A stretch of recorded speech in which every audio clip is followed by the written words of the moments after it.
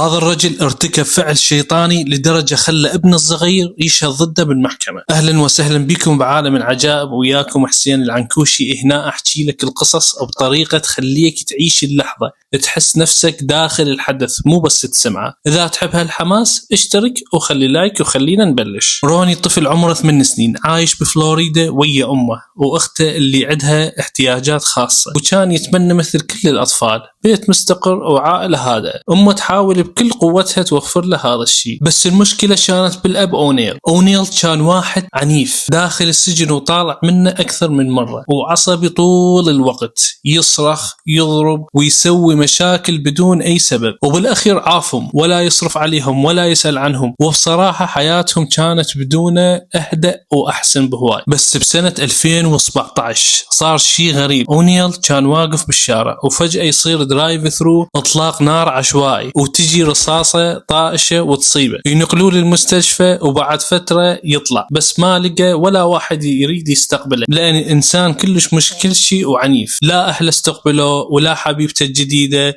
فما كان عنده غير خيار انه يتصل بأم روني هاي المسكينة ويقولها يا بنت الحلال انا ما عندي مكان اروح له، خليني اقعد يمكم حد ما اشافه. وام روني لان قلبها طيب قالت له تعال يرجع يعيش وياهم، وبدل ما يشكرها يرجع لطبعه القديم. ابو طبيع ما يغير طبعه، صراخ، عصبية، مشاكل، الى ان وصلنا الى 2018، اليوم اللي يغير حياتهم للأبد. يصير خلاف بسيط حتى ما نعرف شنو السبب، وفجأة أونيل يعصب بطريقة جنونية، ياخذ الشوت جان ويبلش يركض ورا أم روني داخل البيت، ومن هنا الظلام يبدي. أونيل يطلق النار على أم روني وبعدين يقتل أخته الصغيرة، وكل شيء صار قدام عيون روني. وبعدها يروح باتجاه روني وياخذ السكين ويطعن الطفل عدة طعنات، وبعدين يمسك القلن البنزين يصبه بكل البيت وحتى على جسم روني ويشعل النار. البيت كله يتحول إلى جحيم. الشرطة توصل وتشوف النار، وفجأة باب الجراج ينفتح ويطلع أونيل يمشي بكل برود ولا كأنه مسوي شيء. الشرطة تصيح عليه ارفع ايدك ارفع ايدك، بس هو يتجاهلهم تماما، فيضطرون يصعقوه بالكهرباء، وبعدها مباشر يقبضون عليه. وهم يسحبون أونيل للسيارة يلفت نظر الشرطة ظل يطلع من وسط النار يمشي ويتمايل بصعوبة كأنه يقاوم الموت. والشرطة ما مصدقين اللي يشوفوه، طلع الطفل روني جسمه محروق ومطعون ومغطى بالدخان، بس رغم كل هالألم والجروح الولد بعده حي. ينقلوه للمستشفى بحالة خطيرة جدا، الأطباء يتوقعون يموت، بس تلاحقوه وسووا له أكثر من عملية. وبعد